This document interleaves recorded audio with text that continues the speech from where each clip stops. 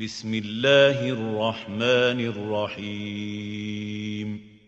السلام عليكم ورحمة الله وبركاته. أهلا بكم في فيديو جديد من سلسلة إثبات تحريف الكتاب المقدس.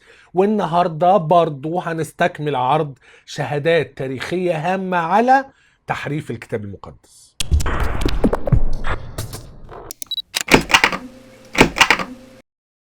في البداية لو انت مهتم بالحوار الإسلامي المسيحي ومهتم بالنقد الكتابي يبقى انت لازم تشترك في هذه القناة. اضغط على زر الاشتراك الأحمر واضغط على علامة الجرس علشان تجيلك كل الإشعارات بكل الحلقات الجديدة. النهاردة هنستعرض شهادة رائعة جدا جدا لأوريجانوس الإسكندري، أحد أهم آباء القرن الثالث الميلادي. أوريجانوس جبنا سيرته قبل كده واتكلمنا عن الكلام اللي نقلوا يوسابيوس القيصري عنه فيما يخص قانون الكتاب المقدس حسب أوريجانوس الإسكندري. لكن النهاردة قبل ما نقرأ كلام أوريجانوس اللي بيقول إن في واحد اسمه كالسس بيقول إن في مسيحيين حرفوا الكتاب المقدس، هنطلع على كتاب نظرة شاملة لعلم البترولوجي في الستة قرون الأولى علشان نشوف مكتوب إيه عن أوريجانوس، علشان ندي للراجل ده حقه كراجل لما يشهد إن الكتاب حصل له تحريف يبقى شهادته معتبرة. في كتاب نظرة شاملة لعلم البترولوجي في الستة قرون الأولى الصفحة رقم 71 الفصل الرابع عمداء وآباء مدرسة الإسكندرية رقم 4 أوريجانوس ولد سنة 185 ميلادية وتوفى سنة 254 ميلادية. يبقى هو عاش في أواخر القرن الثاني والنصف الأول من القرن الثالث. مكتوب عنه أنه يصف أصدقاؤه والمعجبون به بأنه أمير مفسري الكتاب المقدس، أمير الفلسفة المسيحية، معلم الأساقفة. لا يوجد عقل بشري يستطيع أن يستوعب كل ما كتبه. كفاية كفاية نقرأ بقى، لا خلينا نكمل. يعني اللي أنا عايز أقوله أوريجانوس ده في التاريخ المسيحي المسيحيين بيعتقدوا أنه ظاهرة فريدة، ومع ذلك العجيب أن أوريجانوس ده تم حرمه. يعني آباء الكنيسة المسؤولين الأساقفة الكبار وجدوا أن أوريجانوس تعليمه وحشة، تعليمه غلط، تعليمه هرطقة، تعليمه كفر في نقاط معينة يعني. وراحوا ايه حرموا أوريجانوس، بقى محروم، قالوا انت كافر، الكلام اللي انت بتقوله ده كفر.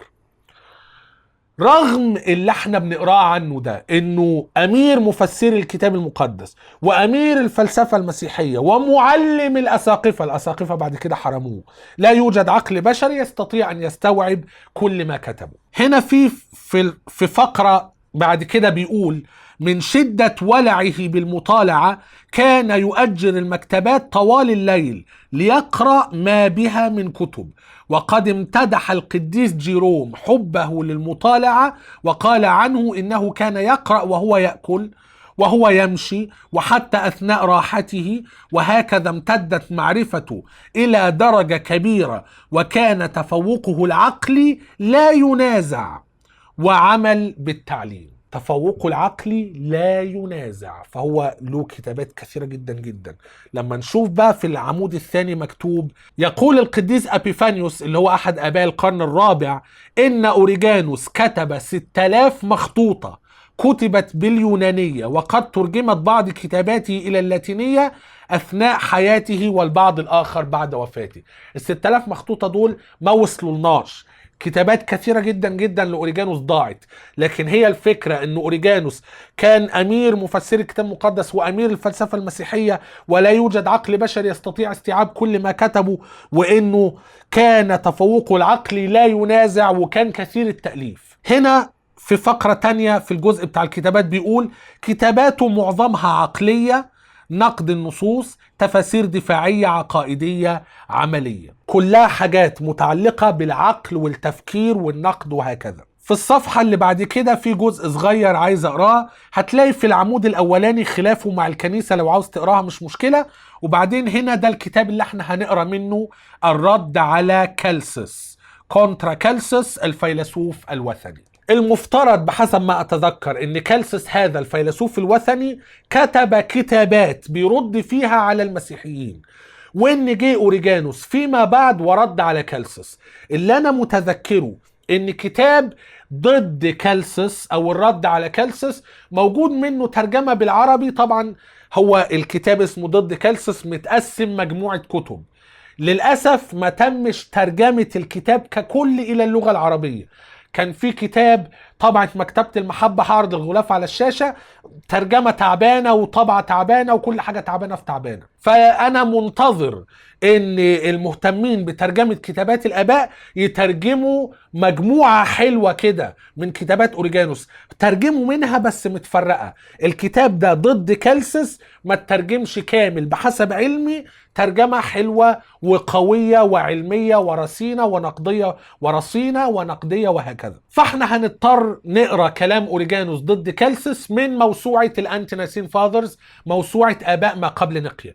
لكن قبل ما نقرأ حابب أقول إن كالسس بحسب ما أتذكر كان فيلسوف وثني عايش في القرن الثاني، وإن أوريجانوس لم يعاصره ولكن كتب ردا عليه بعد وفاته. ده اللي أنا فاكره، وتقريبا هو ده اللي مكتوب في مقدمة الترجمة العربية بتاعت أوريجانوس ضد كالسس طبعة مكتبة المحبة. فبالتالي لما كالسس يقول في مسيحيين بيحرفوا الكتاب المقدس، يبقى دي شهادة من القرن الثاني بينقلها لينا أحد آباء القرن الثالث. دي نقطة مهمة. احنا لغاية النهاردة عمالين نجيب شهادات من القرن الثاني الميلادي. ماركيون حرف قرن الثاني ميلادي. ديونيسيوس أسقف كورنثوس بيقول الناس بتحرف كتابات الآباء وبيحرفوا كتابات الرب القرن الثاني الميلادي. رغم ان أوريجانوس من القرن الثالث، الا ان كالسس اللي بيرد عليه كان من القرن الثاني ومات قبل ما أوريجانوس يرد عليه. فبالتالي دي شهادة من القرن الثاني بينقلها لنا أوريجانوس. هنقرأ من موسوعة الأنتي نايسين فاذرز المجلد الرابع، Fathers of the Third Century، آباء القرن الثالث، Origen against Celsus، أوريجانوس ضد كالسس، الكتاب الثاني الفصل 27. هنقرأ برضو من نفس الموقع Christian Classics Ethereal Library، كاتب ان ده الشابتر 27 بالحروف الرومانية XXVII، يعني 10 و10 زائد 5 زائد 1 زائد 1 يعني 27، من الكتاب الثاني من أوريجانوس ضد كالسس. بيقول بقى ايه؟ أوريجانوس بينقل كلام كالسس وبعد كده بيعلق عليه. بيقول after this he says that certain of the Christian believers, like persons who in a fit of drunkenness lay violent hands upon themselves, have corrupted the gospel، حرفوا الإنجيل from its original integrity to a threefold and fourfold and manifold degree, and have remodeled it so that they might be able to answer objections. ده الاعتراض اللي أوريجانوس بينقله عن كالسس. كالسس بيقول في مسيحيين حرفوا الإنجيل. نقرأ ترجمتي العربية لهذه الفقرة. بعد هذا يقول إن بعض المؤمنين المسيحيين مثل أشخاص في نوبة سكر يجرحون أنفسهم بأيديهم العنيفة، وأفسدوا الإنجيل وحرفوه عن حالته الأصلية. حرفوا الإنجيل بدرجات وأشكال كثيرة جدا، وقاموا بإعادة تشكيله حتى يتمكنوا من الإجابة على الانتقادات. فبالتالي هنا بيقول in like persons who in a fit of drunkenness lay violent hands upon themselves، وصف ان المسيحيين بأنفسهم بيحرفوا كتاباتهم زي السكران اللي بيعور نفسه. بعدين بيقول have corrupted the gospel from its original integrity، حرفوا الإنجيل عن وضعه الأصلي to a threefold and fourfold and manifold degree. أنا بقول ده ممكن يتفسر بمعنيين. المعنى الأول إنه عاوز يقول إن الإنجيل اتحرف بأشكال وأنواع كثيرة جدا من التحريف، أو إن كان في إنجيل أصلي واتعمل منه إنجيلين وثلاثة وأربعة، وان هم اعادوا تشكيل الانجيل، كأن عندنا كتاب اسمه الانجيل، احنا رحنا عاملين كتاب جديد 1 و2 و3 و4 على اساس هذا الاصل، لكن غيرنا فيه وعدلنا فيه واعدنا تشكيله so that they might be able to answer objections، علشان يقدروا يجاوبوا على الاعتراضات. ده اخطر نقل تاريخي انا وقعت عليه في التحريف، لان القضية مش مجرد ان انت عندك كتاب وبتحرفه، ده بيقول لك في انجيل وهم نقلوه عن حالته الاصلية باشكال والوان كتيرة، واعادوا هيكلته او اعادوا تشكيله من جديد علشان يقدروا يجاوبوا على الاعتراضات. طب اوريجانوس رد على الكلام ده ازاي؟ هل نفى الكلام ده؟ هل قال ان انت بتخترع الكلام ده يا كالسس؟ مفيش ولا واحد منسوب للمسيحية على الاطلاق عمره فعل الكلام ده. اوريجانوس ما قالش كده. اوريجانوس قال Now I know of no others who have altered the gospel save the followers of Marcion and those of Valentinus, and I think also those of Lucian. But such an allegation is no charge against the Christian system, but against those who dared so to trifle with the gospels. وبعدين بيقول كذا كذا كذا، وفي الآخر so neither is it against genuine Christianity that there are some who corrupt the gospel histories and who introduce heresies opposed to the meaning of the doctrine of Jesus. أوريجانوس ردوا انه ما نفاش ان في تحريف، لكنه قال انا ما اعرفش حد حرف كده زي ما انت قلت بالبشاعة دي غير اتباع ماركيون واتباع فالنتينوس واتباع لوكيانوس. فبالتالي هو اثبت اللي قاله كالسس. كالسس ما بيكذبش، في ناس عملت كده. ودفاع اوريجانوس بيقول ان اذا كان في طائفة منحرفة منتسبة للمسيحية عملت كده، فده ما يأثرش على المسيحية الأصلية، إن في ناس ما زالوا محافظين على الكتاب. النقطة دي احنا هنتكلم عنها في أكثر تفصيل فيما بعد، لكن هدفنا الرئيسي بيان كذب أو جهل القمص عبد المسيح بصيته بالخير لما ادعى إن ما فيش حد أبدا قبل ما الإسلام انتشر في الأوساط المسيحية ادعى إن الكتاب المقدس محرف. لكن احنا عمالين نجيب شهادات من اول القرن الثاني الكتاب المقدس اصابه تحريف. نقرا ترجمتي العربية للفقرة اوريجانوس كاملا. اوريجانوس بيرد على كالسس بيقول الان انا لا اعرف اشخاصا اخرين قاموا بتحريف الانجيل الا اتباع ماركيون واتباع فالنتينوس، واعتقد ايضا اتباع لوسيان او اتباع لوكيان. لكن مثل هذا الادعاء لا يعتبر تهمة ضد النظام المسيحي، ولكن ضد أولئك الذين تجرؤوا على أن يعبثوا بالأناجيل.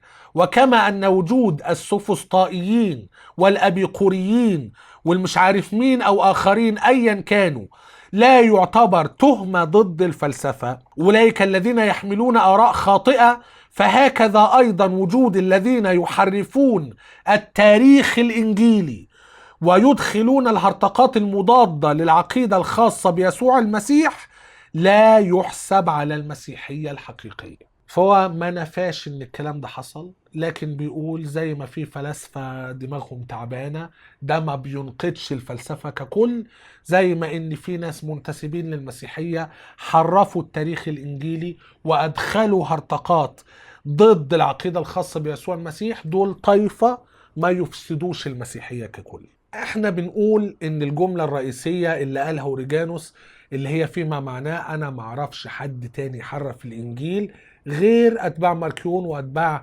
فالنتينوس واتباع لوكيانوس. واحنا بنطرح سؤال منطقي جدا، هو يعني اوريجانوس محيط بكل المسيحيين علما؟ خلاص عرف كل الناس اللي حرفت وحصرهم في دول، وقدر يحيط بكل الناس التانيين، واتأكد ان مفيش مسيحيين تانيين بيحرفوا، هذه نقطة في غاية الأهمية. فيبقى كده في النهاية عندنا شهادة كالسس الهامة جدا من القرن الثاني الميلادي اللي بتقول ان في مسيحيين حرفوا. اوريجانوس ما قدرش ينكر، لكن قال انا ما اعرفش حد غير اتباع ماركيون واتباع فالنتينوس واتباع لوكيانوس. وكأن اوريجانوس بيشير الينا ان في نوعين من التحريف. النوع الاول تحريف التاريخ الانجيلي، والنوع الثاني اضافة هرطقات ضد العقيدة اللي علم بيها يسوع. أنا هكتفي بهذا القدر في هذا الفيديو. شهادة أخرى هامة جدا من القرن الثاني على تحريف الكتاب المقدس. لو كان الفيديو عجبك اعمل لايك وشير وسبسكرايب، وساهم ان انت تشارك الفيديو ما بين المهتمين بهذا الموضوع. لو الفيديو ما عجبكش اعمل له ديسلايك، مفيش مشكلة. إلى أن نلتقي في فيديو آخر قريبا جدا بإذن الله عز وجل. لا تنسوني من صالح دعائكم، والسلام عليكم ورحمة الله وبركاته.